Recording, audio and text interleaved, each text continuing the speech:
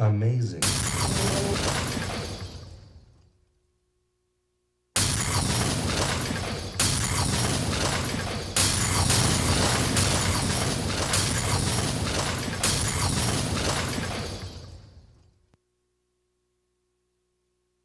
This is to episode 159 of the most must-see show to ever hit the Bedford TV airways, or any airways for that matter, north, south, east, west, backwards, frontwards, all along the Emerald Isle. Welcome to the Wrestling Connection. And of course, the Wrestling Connection is brought to you by Bootios. They make sure your connection and your luck ain't booty. I am, of course, your connection to the wrestling world, and your adorable felon, and the luckiest man on this set today, Mr. Ken Hill. Alongside me in the control room today, of course, our one-stop magic shop of the Wrestling Connection, Mr. Nick Giglio, the infamous Mr. Greg Dolan, our special guest from Sports Scholars, Mr. Miguel, and of course, the lovely Miss Julianne Chazen. Irish eyes are smiling. And of course, just, now he's on screen, Mr. McMahon himself. Oh, okay. So, not that Mr. McMahon. All right. No, it doesn't. So, anyway, which McMahon you talking about, Ken? Mr. McMahon. I need a first name. McMannequin. That's not his name. Steve McMahon. Close enough. Okay. No, his name's John O. McMahon. John O. McMahon. All right, let's connect some wrestling things. All right, let's connect some wrestling today. All right, well, like I said, happy St. Patrick's Day to everyone out there. Everyone out there in the Boston area, especially. Hope you're having a good time as I am. I'm going to be joining you out there at the end of the night tonight. Looking to have some fun myself after a long, hard week of work. But anyway, now today's Friday. Today's St. Patty's Day.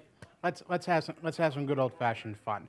All right, so we'll kick things off with This Week in Wrestling review with Monday Night Raw, March 13th. Now, the way they kicked off, of course, when you think of Raw, you want to kick off Raw with some not wrestling, some talking. So firstly we had Stephanie McMahon. Julie's going to contribute with you. Hold on. All right. Firstly, we had Stephanie McMahon and Mick Foley coming on.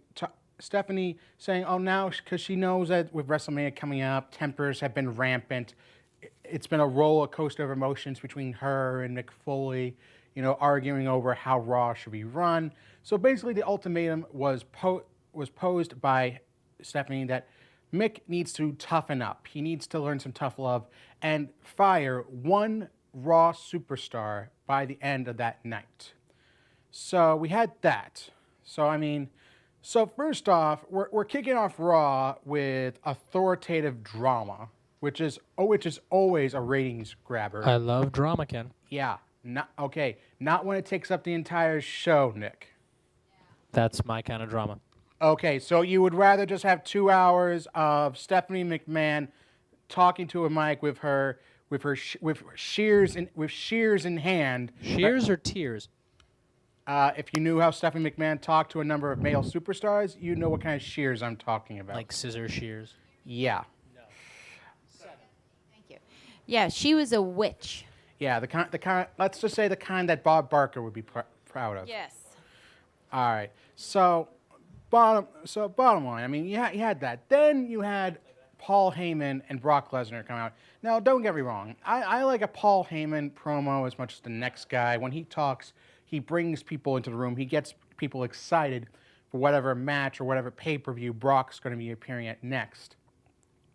But here, I mean, it was just Heyman talking and Brock bouncing for 10 minutes. I mean, you look at this picture, that's all it was. That's all it was. It was Heyman talking and Lesnar bouncing and Penn dancing. Of course, you can't forget Penn dancing, of course. But, I mean, and you didn't even bother having the Universal Champion show up. So again, this is my problem. This is my problem with putting the belt on Goldberg. Yes, it is the biggest spectacle imaginable, having someone as indomitable as Goldberg facing someone as destructive as Brock Lesnar at the biggest stage of them all, WrestleMania, for Raw's top championship. But it would actually help to promote WrestleMania, if, say, the Universal Champion was actually on the show. Was he on the show this week? No, he wasn't. He wasn't on Raw. And did Lesnar do anything besides bounce around menacingly for 10 minutes? No, he didn't. So again, you have 2 talkie segments to kick this off, and no wrestling. Great job getting everyone excited for WrestleMania, right? All right, so now we move on to the next part, next photo. There we go.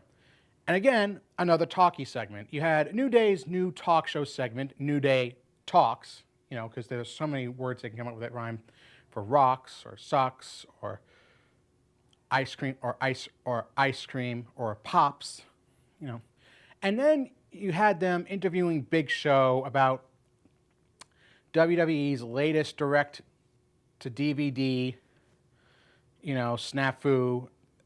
The WWE meets the Jetsons, Robo WrestleMania. Ooh. Apparently with a very epic performance by Michael Cole as Astro, the dog. And then, of course, you have what we just like to call the charisma vacuum in Titus O'Neil coming in and suck what little fun there was to begin with out of this whole segment. So, I mean, I get that you got the New Day being hosts at WrestleMania. Gives them something to do. But, I mean, the whole 5 minutes, you could just could have had Big Show come out for a brief video, WWE.com segment, shield the DVD, and it would have had the same exact effect. I mean, these skeletons right here are doing more to excite the show than these 5 did to get anyone remotely excited for the idea of a crossover between the WWE and the Jetsons. All right, so Julie, I want to get your take on this so far. Yes, Julie, what is your take? So, because so far we've had 3 talkie segments right here, no wrestling. Yeah, I know. Which is very discouraging because you're thinking WrestleMania. Right, leading up to WrestleMania, there should be more action. There should be action. There should be wrestling. I mean, there should be more wrestling in wrestling. Don't get me wrong, Nick. I like my share of drama as much as the next wrestling fan, but I like a little bit of action mixed in along with that. If it's all drama, we're watching a soap opera without I get it. male-driven, without the hormones. Well, pretty much. That's how they tell their Well, stories. you know what else? Here's some hormones. What'd you say? Yeah, that's how they tell the stories. They're not doing it in the ring. They have to do it in the hallways. Right. And develop the characters. Which they could easily do, like with their hundreds or dozens of WWE.com segments. Instead, we got to see this on the show because Lord knows we don't see it being promoted everywhere else. Right. But I'm really curious, and I'll let you get to I won't skip ahead, but I'm really curious about the co-ed wrestling match that's going to be happening. I'll actually get to that when we get to the SmackDown coverage. Okay. I mean, right now we're still on the Raw side here. Okay. All right. So the next photo, if we can get away from Travis for a second. Okay. Can we get the next photo? Yep. There we go. Okay. Nick, can we get Travis? Come on. Thank you. All right. Moving on. All right. So next here, we did have a #1 contenders match for the Raw Tag Team titles at WrestleMania. Sheamus and Cesaro versus Enzo and Cass. Oh, and what a surprise. You had the tag team champions coming out. assaulting both Sheamus and Big Cass. Oh, which means that they won't have an opponent for WrestleMania. What a shame. Oh, wait, here comes Mick Foley pretty much 5 seconds later and makes a triple threat match for WrestleMania. Enzo and Cass, Cesaro and Sheamus, and the club for the tag team titles. Who could have possibly seen that coming? Not me, who's seen this cliche happen with triple threat matches happen about 1,000,000 times over. I mean, is there really no other way you could have had both teams face him other than just have the cliche of them getting like the double disqualification? Really?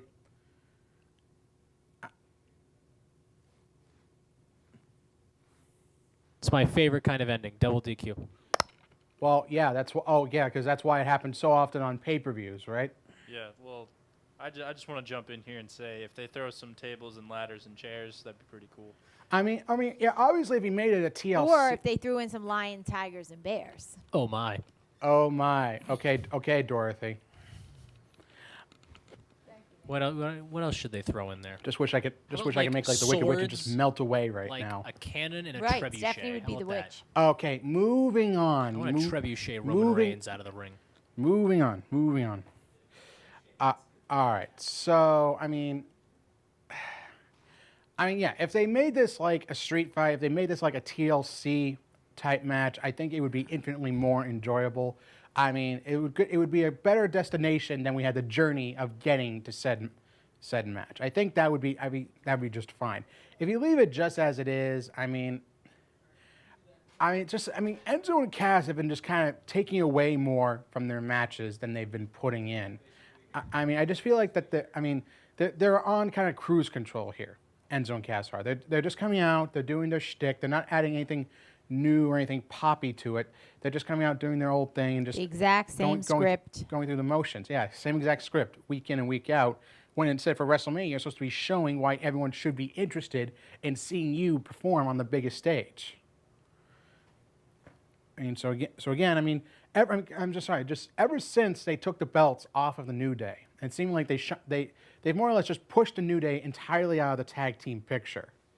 It just seems like the rest of the division's just floundering right here. You've got virtually the only 3 real notable teams going on right now. You got like I said, Cesaro and Sheamus. You've got the club. You got Enzo and Cass. You got the Shining Stars on the outside looking in. You got the Golden Truth, who we haven't seen for weeks. I don't want to see that ever again. Yeah, I don't think we are. Book Dust 2.0 was a rousing failure, more or less. All right, so again, this is what I'm talking about. Post WrestleMania debuts are always essential here, and I think there's going to be no more essential debut than bringing the Revival up from NXT. Now, I keep hearing the news online that Revival will be a perfect fit on SmackDown, but here's the thing: while SmackDown tag team division is almost, they just don't have a lot of notoriety. They do have the depth. There's no doubt about that. But I think Raw would need the Revival more than SmackDown at this point. Really something to really inject some life into the tag team division to make it more interesting. Plus, with Raw, obviously they would get a more prime time highlight with the Revival and another hard-hitting team, much in the same vein as the club. I think they kind of need like a foil to bounce off each other. And frankly, the club versus the Revival is a match I would watch. It's a tag team match I would look forward to. With Dash and Dawson versus Anderson and Gallows. That's just a match I could sink my teeth into. All right, so moving on from there. All right, so we had a tag team match, Sami Zayn and Chris Jericho versus Samoa Joe and Kevin Owens. So this match was basically just to help build up Jericho versus Owens, which it did. You had Zayn and Jericho getting a DQ victory after Joe and Owens just wouldn't stop assaulting their teammates, their opponents, in and out of the ring, resulting in the ref just calling for the bell, which is good. Okay, you want Owens and Joe to be a lethal force. Joe especially, I think, has really been pushed effectively since coming to Raw. He's looked indomitable. He's looked dominant. He's been very destructive, and I like that we're seemingly seeing, even without the Universal title, we're seeing more of a reinvigorated Kevin Owens. Not the same cowardly Kevin Owens that we saw, like always having to have Jericho come and rescue and save the day for him. This is the Owens I think we've been looking forward to the most.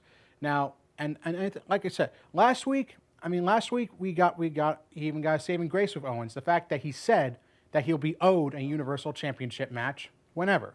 So even after this whole kerfuffle with... You're wrong. No, last week Owens stated that he had a Universal Championship rematch at any point when he wanted. Okay. You want to look over the Raw? You want to look over the Raw reports online and tell me otherwise? By all means. Also, I just want to bring up that technically Sami Zayn did win that match because the other team. Well, no, that's what I said. They won by DQ. Yeah. So I mean, I guess his losing streak's over. Well, yeah. This is something I wanted to touch on a little in the dirt sheet dilemma, in that recently reports have come up that supposedly Sami Zayn's mini push that he got when we had Finn Balor go on the disabled list due to his shoulder injury last year. So Sami got kind of a mini push where he was like the same level as Kevin Owens and Roman Reigns and Chris Jericho. But it seems like now that they turn Chris Jericho face. Now that Finn Balor is scheduled to make his return in very soon, that they're kind of pushing Sami Zayn back down the ladder, which is baffling because it seemed like for the last couple months Sami Zayn had been losing anyway. So it's not like he had been getting a real sustained kind of push. So it's mystifying they call this a push to begin with because he didn't really win any of his matches. He lost to Samoa Joe at Fastlane. He lost to Kevin Owens in short fashion last week. He lost to Chris Jericho, even if it was due to Kevin Owens' interference. So really, none of the opponents he's gone up against, main event level opponents, he's beaten. He's essentially become the Dolph Ziggler of Monday Night Raw, in that he's notable, he gets over great with the fans, and he sells very well, but he almost never wins. He doesn't have blonde hair though. True, but again, he's fun, he's athletic, and he's Canadian. Hey, Ken, can you have blonde hair for WrestleMania? I would really like that. God, no. Why not? I've tried dyeing Ken my hair. Ziggler? It never turns out well. Yeah, you could have blonde Dolph tips like Ken Ziggler. Ziggler. Just How about you dye your beard? just- Why don't you let it grow long like AJ Styles? No. Okay. with the blonde streak like Seth Rollins? Oh, okay. Just Or with the long gel in it, Or why don't you long just hair shave with your gel head like bald Roman like Reigns. the Big Show, the biggest show? okay. Why doesn't Greg shave his head like the Big Show? He's such a big fan. I don't think his son would appreciate that. Or you could dye your hair pink like Sasha Banks. Or you could dye your hair pink like Sasha Banks. I would actually love to. I like to see you try. I think Sasha Banks is a great wrestler. I'm not saying she's. I didn't say anything about I- Sasha not being a great wrestler. Where'd you get that from? No, we're just teasing about hairstyle. All right. Moving on. Moving on, please. Okay, I'm trying to make a few serious points here today. This is it's kind of serious for me because this is WrestleMania, all right? So Yeah, I'm with you. Are you going to be talking about SmackDown as well? we are. I'm covering everything, Okay, Raw go ahead. and SmackDown. So don't worry, we're doing Go Raw ahead. first, then we're doing SmackDown. All right. So next photo, please.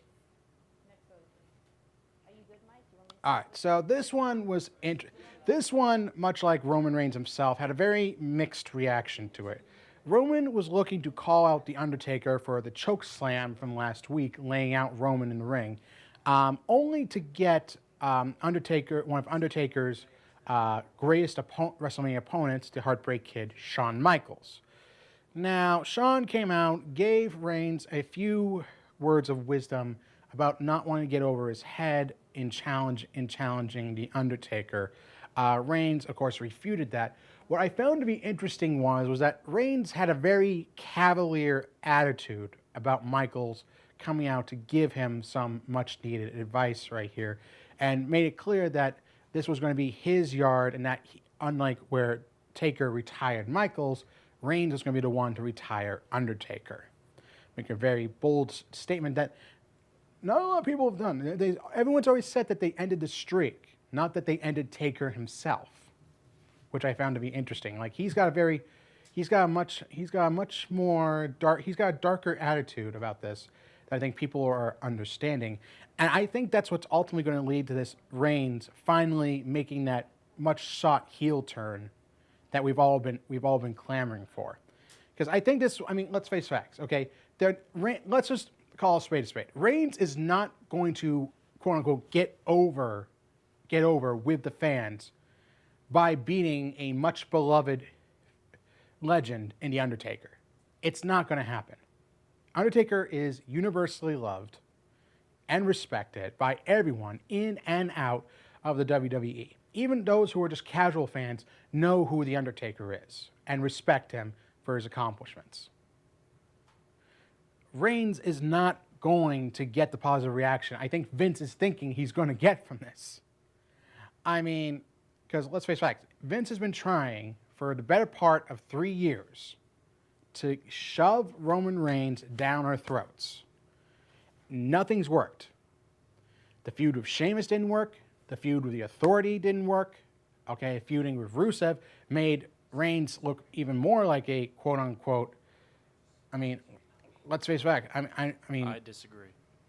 Why would you disagree? I just think Rusev was a big guy, and then Roman beat him up, and he won the match. I mean, okay, Rusev but you have to probably understand the boosted. context. Did you see what Roman did? He interrupted the man's wedding, celebration of his wedding to his wife, questioned his manhood, inadvertently shoved his wife into cake, humiliating her, and then coming out week after week, bad-mouthing him, bad-mouthing her, and bad-mouthing their entire family. So I'm sorry, does that seem like a face to you or a heel? It looks like a face. I mean, he has a face, so. A baby face. Well, he doesn't have a baby face. He has a Mikhail, goatee. come on, please be serious. Come on. All right. I'm begging you, man. Come on. I got you. Roman Reigns, the fans really won't like him. They will never will. I mean, he could beat Undertaker. He could turn heel by now, and he's not going to be liked by anybody. It's too late. They missed the time to turn him heel. They really did. When do you think was the right time for them to turn Reigns heel? They should have turned him heel. I'm trying to think of it. I don't know. I guess people just weren't really behind him. I think that was the whole thing. They weren't behind him at the beginning. I think a heel turn probably would have been better after WrestleMania 32. Nobody gave him the reaction that he wanted, so you could say, forget right. You. I'm not gonna pander to you. And he should have gone on a rant of just beating up people, and then throwing Dean Ambrose in a vat of acid and all that stuff. Pretty much. I mean, I think actually a more critical moment was I believe it was 2015, right after TLC 2015. Correct me if I'm wrong, where you had Roman and we actually.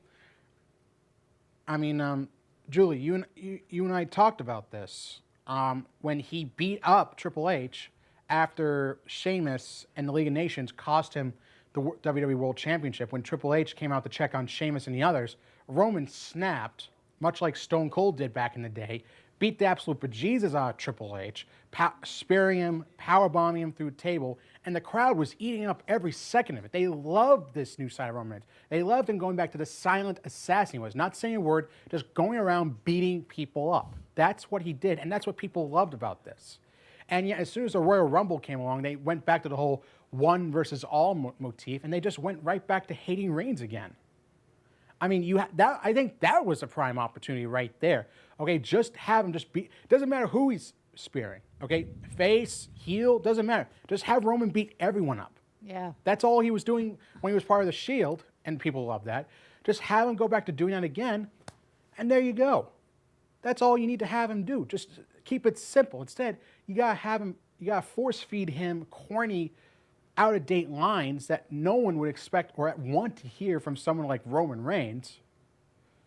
And I mean, because they're trying to turn him into his, cousin, not cousin, / not cousin, The Rock. Right. Which he's not. They're trying to turn him next John Cena.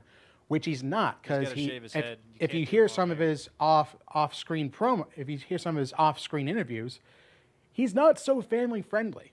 Okay, he's not so nice with about the fans and the audience. So I mean, I didn't know that. Well, I mean, yeah, he talks about how he doesn't appreciate how the fans don't know what they're talking about unless they've been in the ring and do what they do. Right. Okay, that is a truth, but it's just not one of those truths that you say over on air on official record. You just don't say it, and yet he has. And I mean, so that's my point. Okay, just have Roman come out and do what he did best as part of the Shield, and not try to force him to be the next face of the company, because even he's clearly uncomfortable with it. You can see it in the way he does his promos. You can just see it in the way he comes off in the ring. While he's not a bad wrestler, while he's put on some great matches, Roman suffers when it feels like that he's more in the spotlight. When he's just kind of doing his own thing, you just let him kind of cut loose. We see a much more comfortable, a much more aggressive and flexible Roman Reigns. And I think that comes off much better on air than it does like when he's being forced into like the center ring, the main event. You could also say that maybe he could have done a double turn with Rusev because he did all that heel stuff at his wedding. Because I think people trying to get behind Rusev because up until his injury a couple weeks ago, Rusev was probably I think one of the more underrated, charismatic superstars on Raw, and you could have definitely justified a double turn with him and Roman, which was something I was thinking. I was thinking there was going to be a double turn with these two because it felt like that was the way they were going with the whole thing, and it just ended up being that Roman beat Roman beat Rusev. Just that was it. Not at Hell in a Cell. That was about it.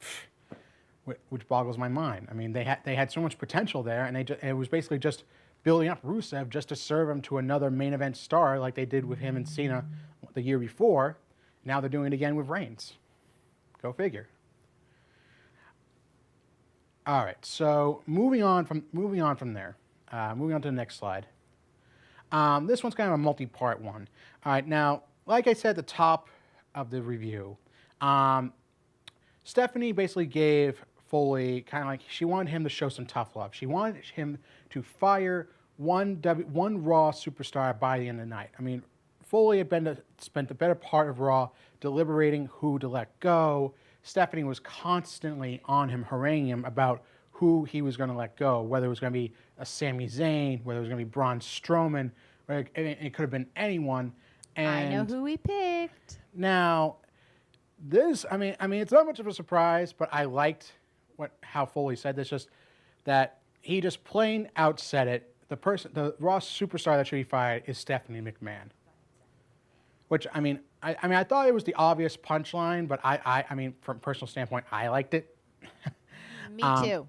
I thought you would. And of course, this brought out the protector, Stephanie's protector and husband in Triple H, who basically told Foley, okay, unless you want your kids to not have a future like you in this business, you need to toady up, and you need to toady up and get in line. And think about how much you really love this job. Hey Ken, did you like Stephanie McMahon?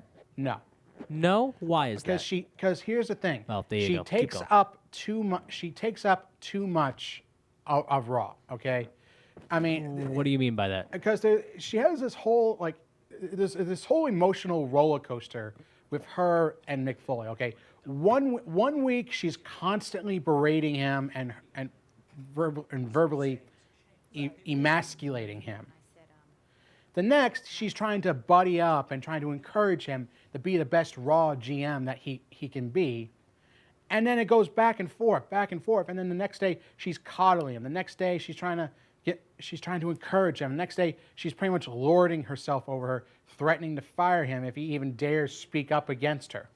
This is my problem, okay? Because Stephanie's character, on-air character, has gone near absolutely almost no comeuppance in like the 4 or 5 years she's been on the air.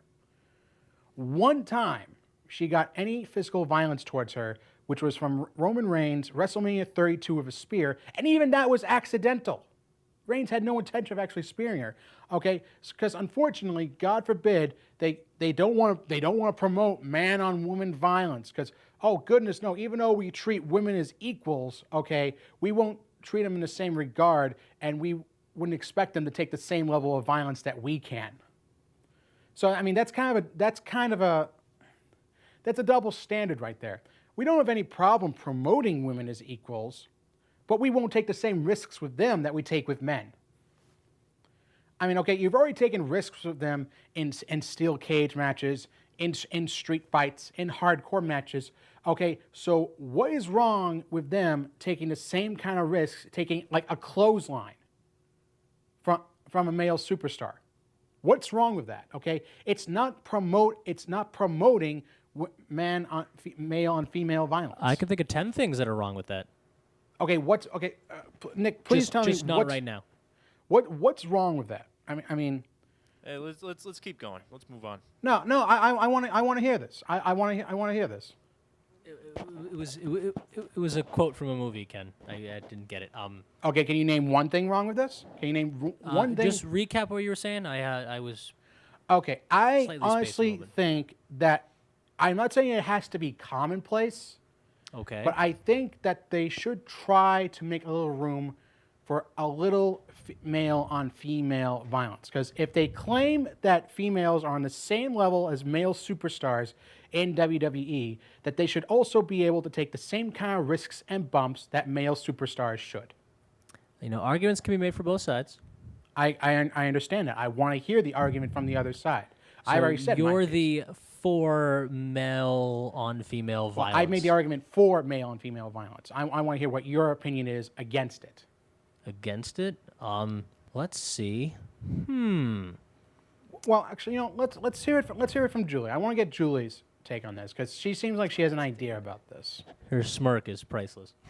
Do you think Julie wants to get the crap beaten out of her by Roman Reigns? I really don't think so. Okay, but Julie is not a trained WWE superstar, is she? I'm asking a female WWE superstar who's had years of training and conditioning. She is a secret wrestler. She is behind Stephanie Nick, McMahon. I'm asking a serious question here, okay? I'm trying to get the serious questions answered. Are you referring to like a Like I'm talking like in the days of China, where China told the male superstars, "I want to take the same kind of bumps and risks as the other males." So China is a.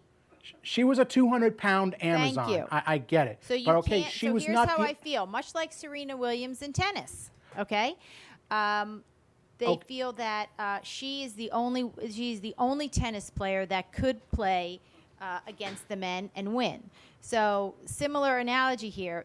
The men are just too physically physically but they strong also and overpowering. it's rehearsed. Okay, it's not like they're actually hitting each other with clotheslines and power bombs and suplexes. Okay. And even rehearsed violence of men against women is absolutely inappropriate and would get Vince McMahon in a lot of trouble. Okay, so it got Vince McMahon in a lot of trouble when Stone Cold and Triple H assaulted Lita with chairs. I don't remember hearing any repercussions being handed down to Stone Cold or Triple H or Vince McMahon. I don't recall Trish Stratus getting repercussions for being 3D'd power bomb through a table. I don't recall Mae Young or Fabulous Moolah getting repercussions. In fact, I remember a story about Mae Young when she had an on-air storyline going on with the Dudley Boys. She essentially looked Bubba Ray, who was hesitant to do it for the reasons you talked about. She was 80 years old at the time, slapped him. Bubba Ray, a 300-pound plus individual who was known for hardcore wrestling, slapped him and put me through, the bleeping table. It's a different product, man. Okay, it's a different product. I'm not PG saying era. you can't. I said at the top of my argument, as long as it's not commonplace like it was during the Attitude Era, okay, you can still have the moments as long as they're well planned out, well rehearsed, so the ladies are safe, so they don't have as near risk of injury as the male superstars do. But you could say I guess chivalry is dead. Excuse me, I'm a very chivalrous individual. No, not you. In wrestling, then. Okay, but I think it's a slippery slope, Ken. it's a slippery slope, but okay, there are superstars and individuals on air you want to see get your comeuppance, okay? Okay, so that's actually what I'm thinking. You look Are at- you saying all of this because Stephanie is, in your opinion and mine, such an annoying character? Exactly. Is that what's prompting you? Yeah, here's an example. You want an example of an annoying character besides me, because I knew someone was going to go there. The Miz, okay? The Miz is a very annoying character. Makes a lot of great points, makes a lot of not so great points. Very annoying. But does he get his comeuppance? Yes, he does. He gets his physical comeuppance on a almost weekly basis from various superstars. But so he's someone that we love to hate. Because we love to hate him because we know he's going to get his comeuppance. But here's the thing: Comeuppance is a $10 word. I need a definition. they're just desserts. They're going to Just get desserts. okay. They're going to get the receipt. They're going to get either beaten up or victimized in some way. Okay. Like it's like karma coming back to bite them. Okay, got it. Right. Like karma. But as a fan, you're not karmic retribution. satisfied that Stephanie. Has not gotten any sort of comeuppance or karmic retribution for her actions, Right. verbally or otherwise. Well, he did try to fire her. Okay, but he can't fire her because she's a McMahon. She's his boss. Now, you just said exactly what I was going to say next. She's a McMahon. So I think she's in a completely different league, and you're never going to get that satisfaction of her comeuppance. But here's the thing. Here's the thing. Vince McMahon was a very annoying on-air authority figure, but he got his comeuppance. Right. Whether it was at the hands of Stone Cold, Shawn Michaels, Hulk Hogan, Bret Hart, he got his comeuppance. And he was a character, again, that we love to hate. And here's the thing. Even Shane McMahon as a face authority figure, I'll talk about this more in a little bit, okay? When you had someone who was very legitimately frustrated with him, with AJ Styles, what does AJ Styles do? He takes it out on Shane McMahon. So again, you have other authority figures who aren't afraid to take these bumps, but just because Stephanie McMahon's a woman, okay, that she can't get that same kind of comeuppance? I'm sorry, but that's the truth. And not only a woman, but she's a McMahon. So she's always going to be an Okay, annoying but Shane character. McMahon's the authority figure on SmackDown, and he got put through a car window by AJ Styles. So Yes, he did. that argument kind of rings a little hollow right there. I think she is the protected princess, and we'll never see her comeuppance. And that's why no one's going to want to watch her on TV, because we're going to see her on there. She's going to talk. She's going to get away with it. The whole point of wrestling is to see these evil characters get their karmic justice. And guess what? With Stephanie, like you said, it's more or less never going to happen. Yeah, I don't think we'll ever Unless see there's it some- with her. Unless there's some like divine intervention, like we saw at WrestleMania 32. Right. Unless something like that happens, we're almost never going to see it happen. Never mind that we see Stephanie in all her exciting physical training videos, where we know that she's in peak physical condition.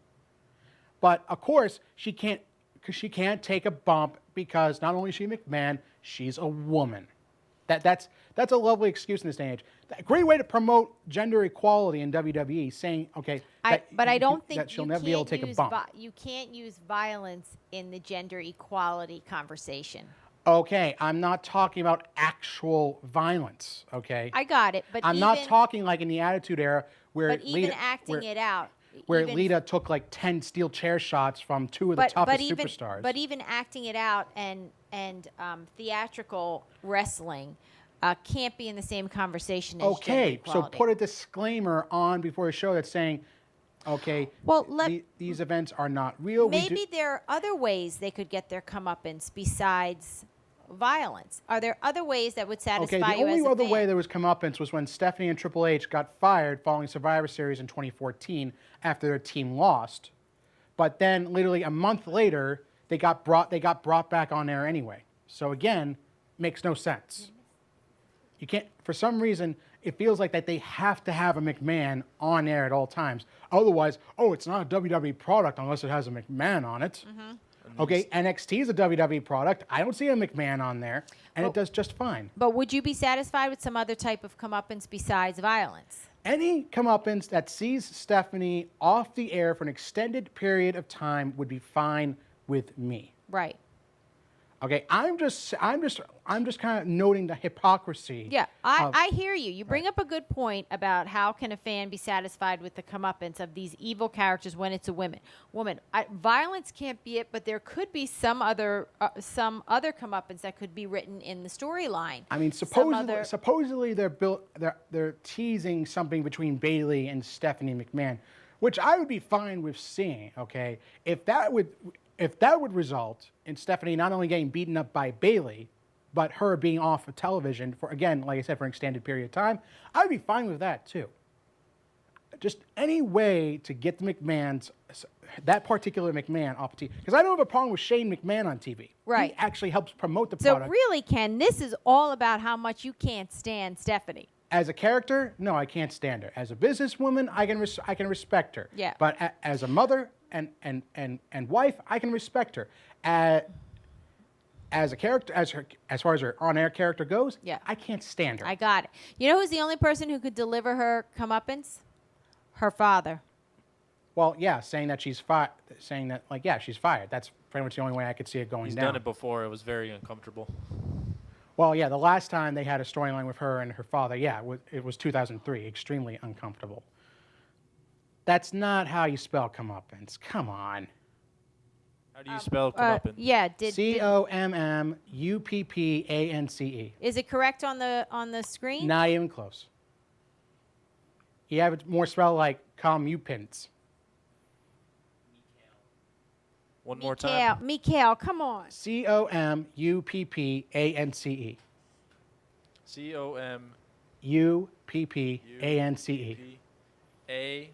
NCE.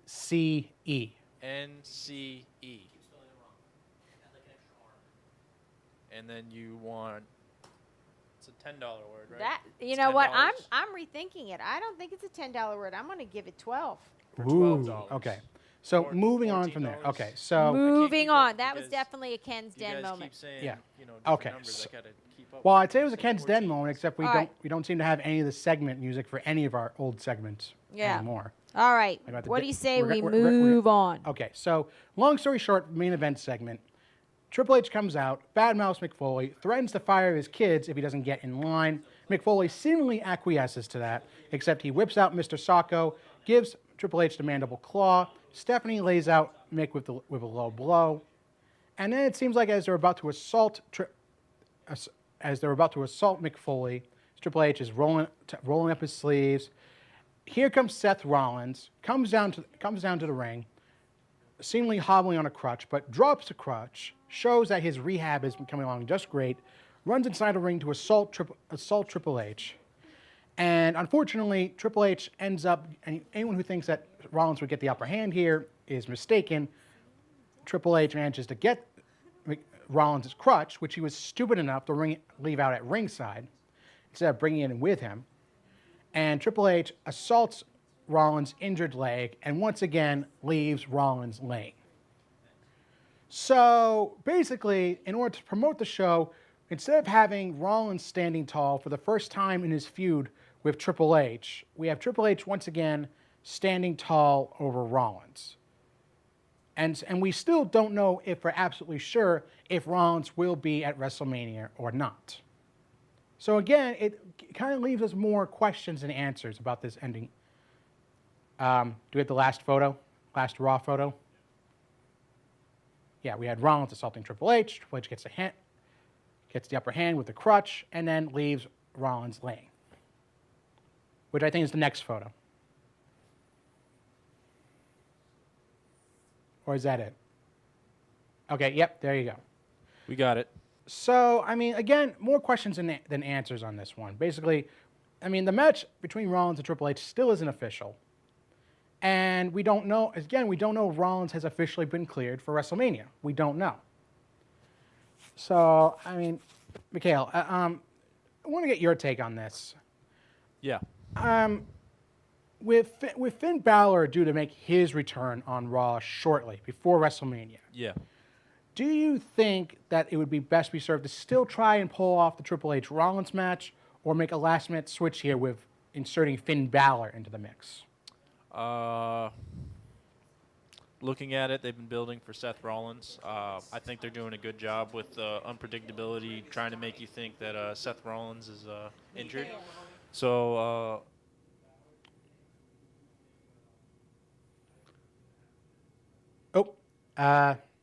can't hear you. Finn Balor's going to have to miss this WrestleMania.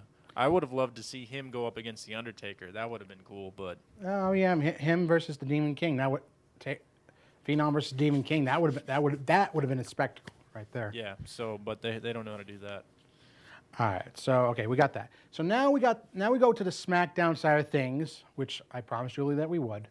All right, so again, here's a time where authority figure is just fine. Okay, you had Shane McMahon in the back, doing his thing, running SmackDown from the control room. Here comes AJ Styles. This was actually a shot from right after last week's main event, in which Randy Orton beat AJ Styles, determined the number one contender to Bray Wyatt's WWE Championship. Randy Orton won, which meant that AJ Styles was on the outside looking in as far as going to WrestleMania. AJ was very frustrated, understandably so. For the last 3 weeks, even though AJ had won a legitimate number one contendership, he had to take it away from him after supposedly winning the Battle Royal versus Luke Harper, beat Luke Harper the next week for number one contendership, only to have to jump through another hoop and defend said number one contendership when Randy Orton decided to pull the trigger on turning against Bray Wyatt and setting his entire home, the Wyatt compound, ablaze. So in AJ Styles' words, he won a number one contendership through beating Luke Harper, whereas Orton is rewarded with a championship opportunity because he set a man's house on fire. Don't you just love pro wrestling logic? Just makes all the sense in the world. I'm surprised Randy Orton can make WrestleMania because he's not caught up on arson charges. Oh, you and me and just about every sensibly minded wrestling fan. And no, that's not an oxymoron. We actually do exist. All right. So anyway, like I said, AJ comes to the back. He's very frustrated with McMahon, and we actually even got an explanation for this, because even though we saw that Shane McMahon had been a supporter for AJ Styles, AJ was frustrated with Daniel Bryan, who also put him into this number one contender situation. But as we found out, there's a mandate in the SmackDown locker room that you cannot lay a hand on Daniel Bryan, which AJ stated this week on this past Tuesday. So AJ made it clear that he wanted his due justice.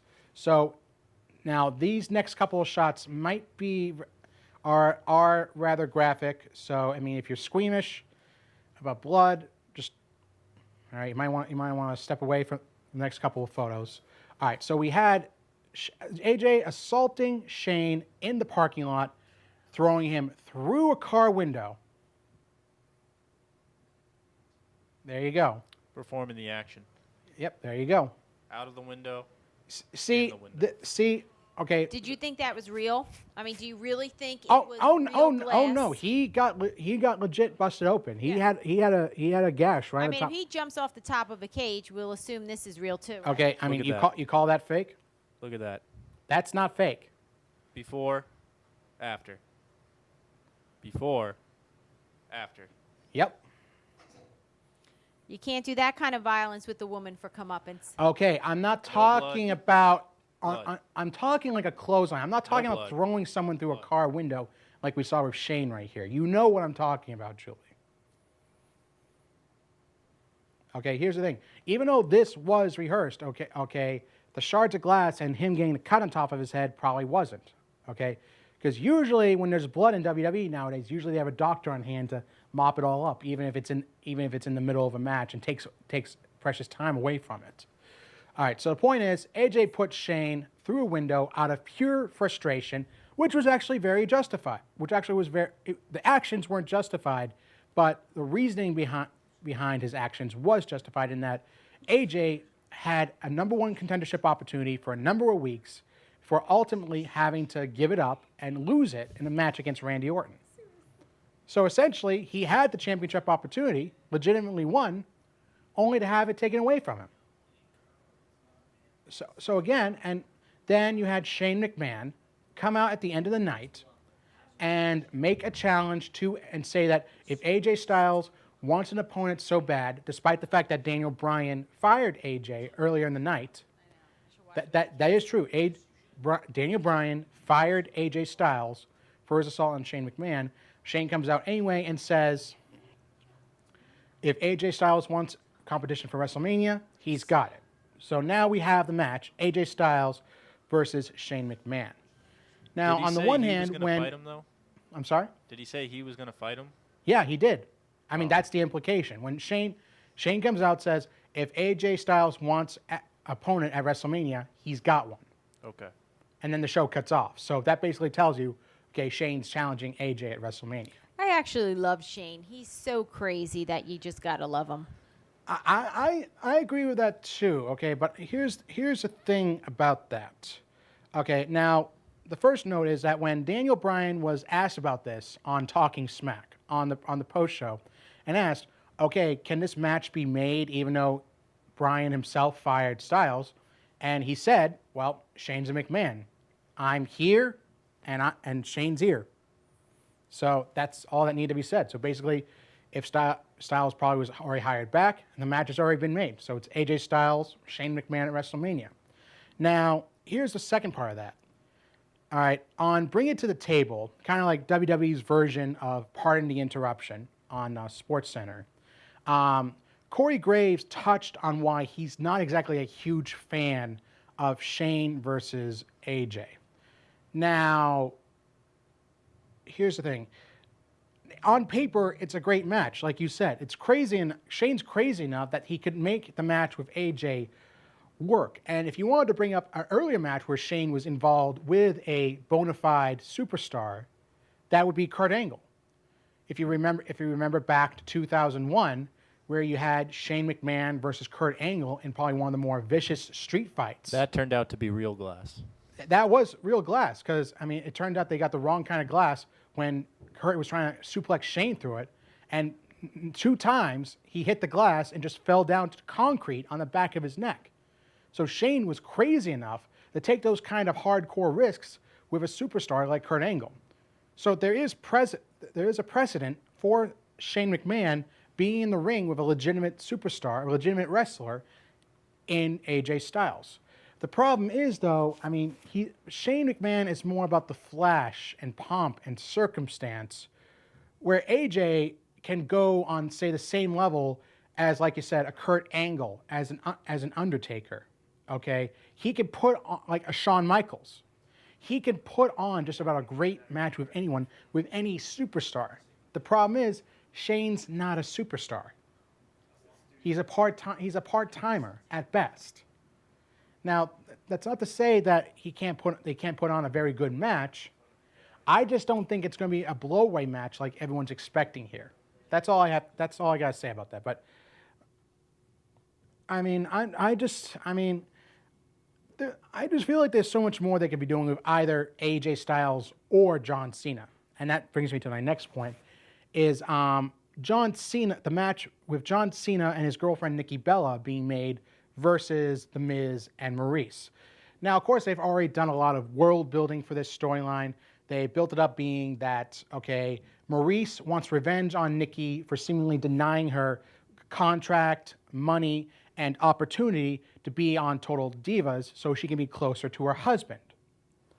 Whereas Nikki argued against, where Nikki is opposed to that and is just has had a legitimate relationship with John, and is tired of Miz and Maurice sticking their noses into business that doesn't concern them.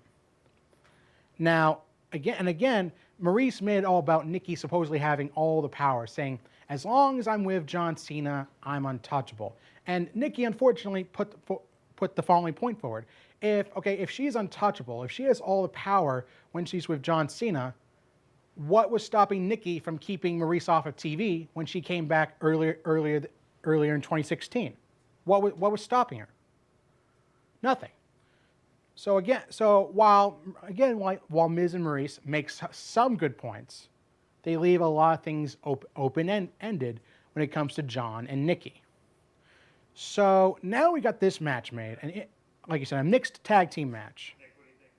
And while, like I said, they could be doing more with John, I feel like it's just fine the way it is. And this is what I'm talking about.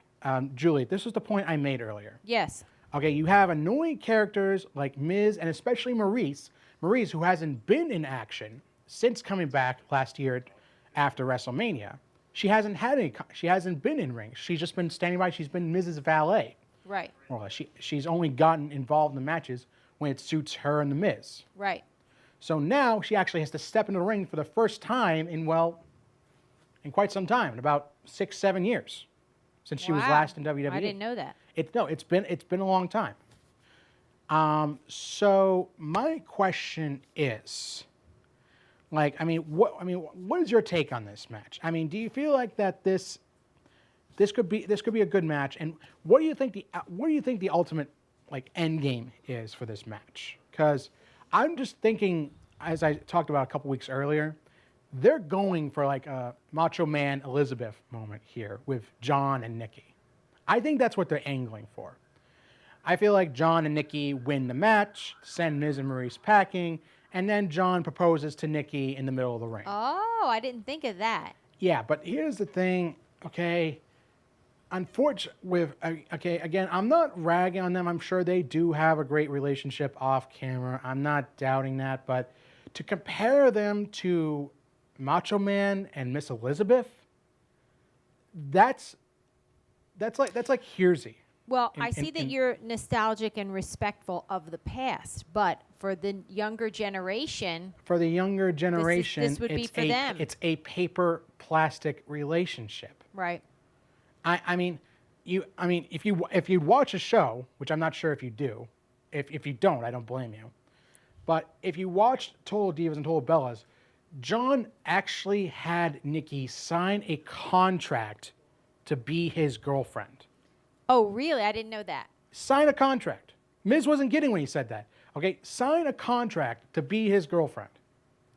Smart move. John Cena asked Nikki Bella to do that? Had her sign a contract to be his girlfriend. Wow. John Cena is the greatest wrestler of all time. He has assets to protect. Okay, you got anything to back up that greatest wrestler argument? You want to throw some other factoids at me? Come on. He beat The Rock. Okay, and Chris Jericho beat The Rock and Stone Cold in the same night. Maybe that makes him the greatest superstar of all time. One time he picked up The Big Show and Edge. Okay, Brock Lesnar has picked up 400 and 500 pounders on a regular basis.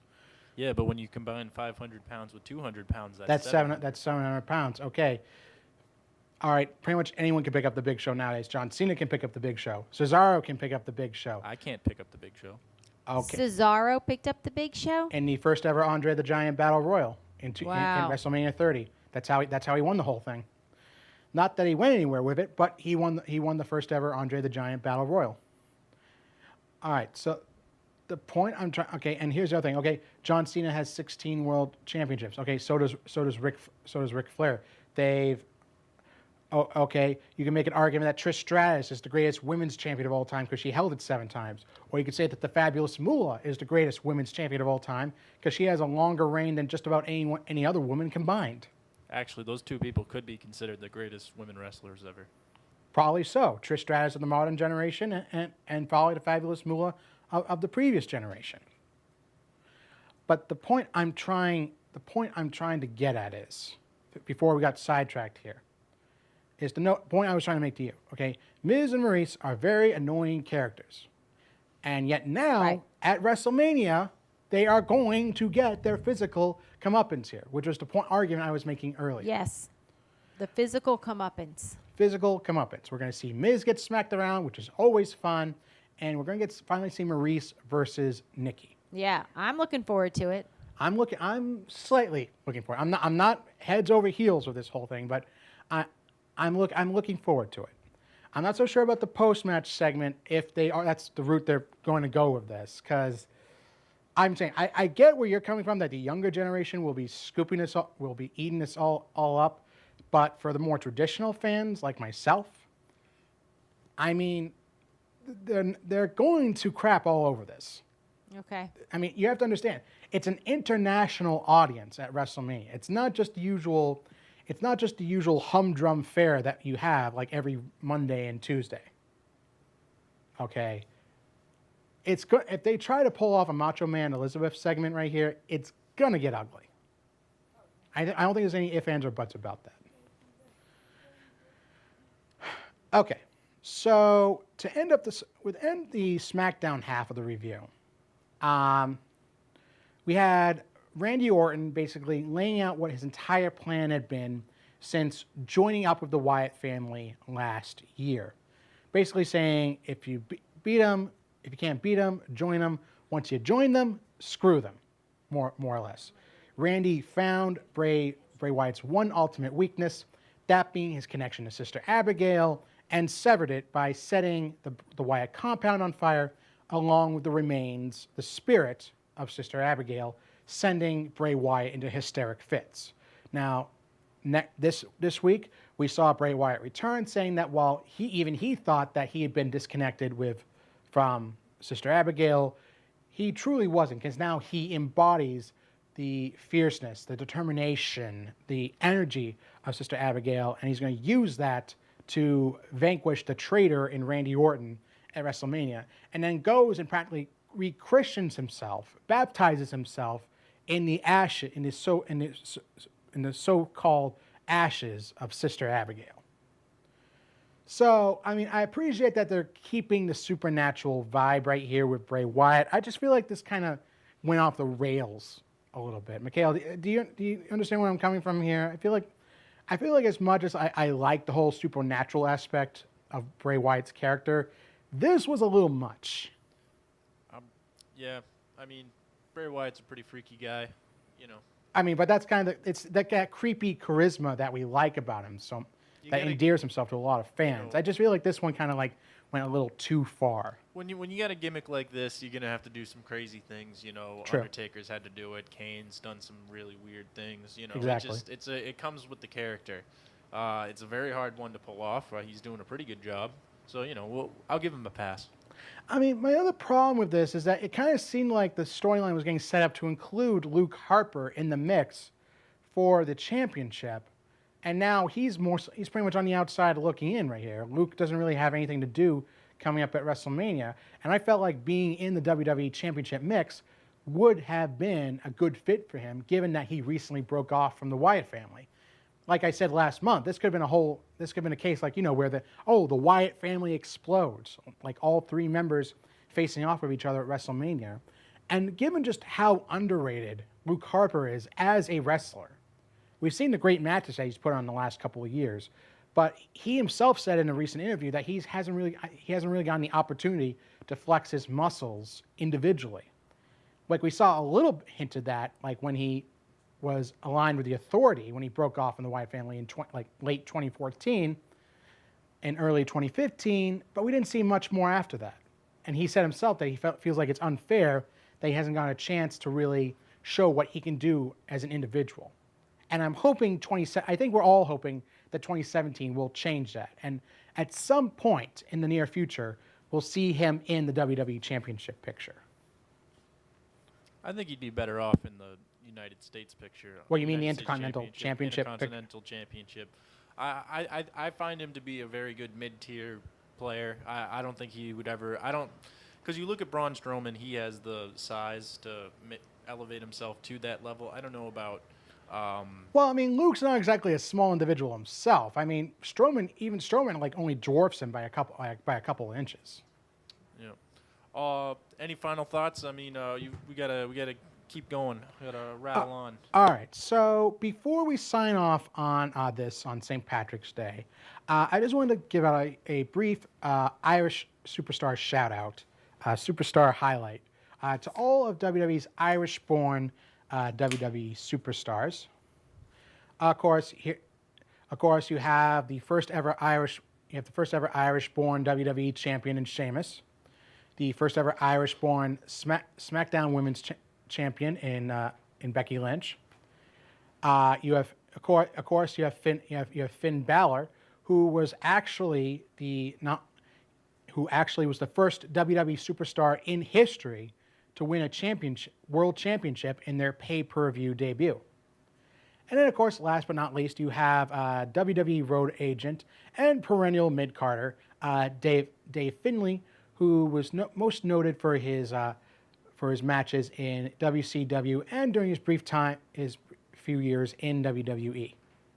That's a very nice touch, Ken. Thank you for doing that. Yes, a former United States champion in both WCW and WWE, and most noted for his feuds with fellow European William Regal, who I'm sad to say was supposedly rumored to be in this year's Hall of Fame, but apparently didn't get the call, which I found to be very disconcerting. I mean, Regal's been an everyman. He's been quite the journeyman in both England and over in England and the States, and I feel like that he's very shortly due to be in the Hall of Fame in any shape or form.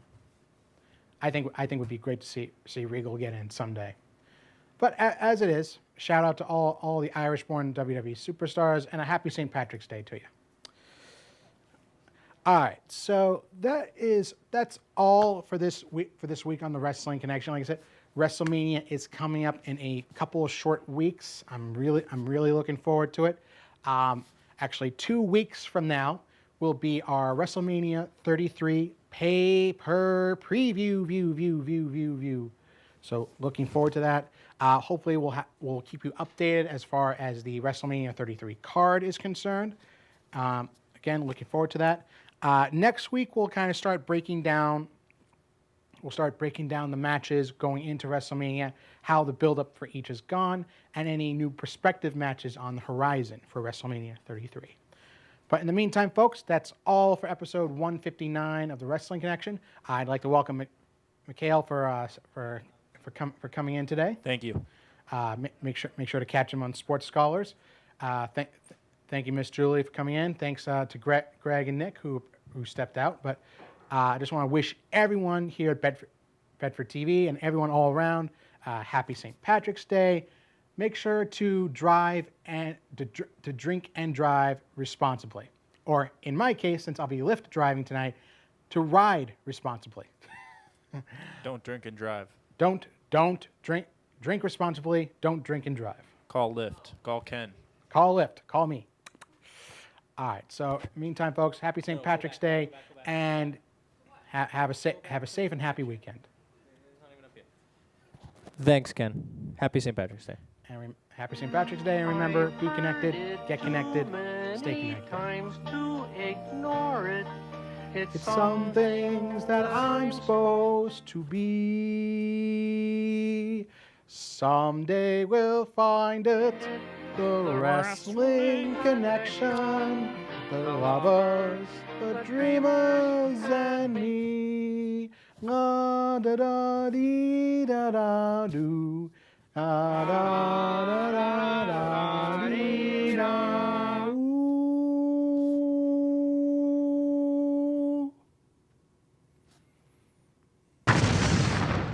Oh yeah!